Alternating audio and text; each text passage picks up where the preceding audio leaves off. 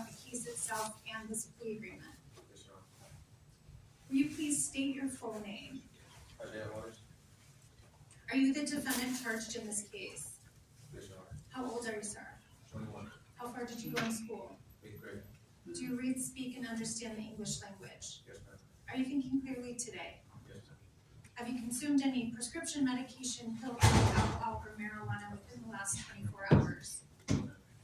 Sorry. No. Are you suffering from any mental or emotional condition that would make it difficult for you to understand what's happening in court here today? No, ma'am.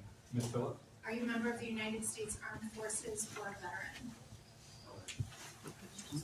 I am to add it to count 18, assault in the first degree. That count reads as follows. On August 15, 2022, Isaiah M. Juarez, with intent to cause serious bodily injury to another person, unlawfully and feloniously cause serious bodily injury to Antron N. Wright, Kilara L. Brinson, and Andrew P. Abbey by means of a deadly weapon, namely a firearm.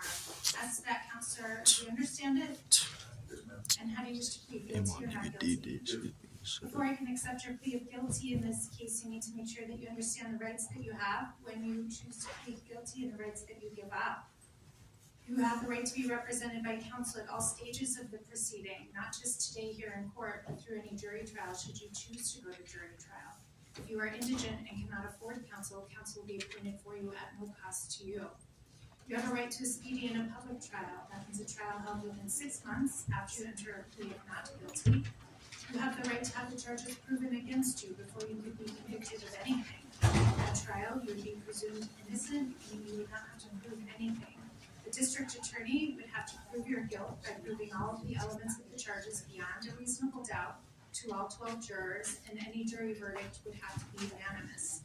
At trial, you have various personal rights. Those rights include the right to testify, the right not to testify, the right to make the decision for yourself whether or not to testify. If you chose not to testify at trial, the jury could be instructed that they could not hold that decision against you in any way.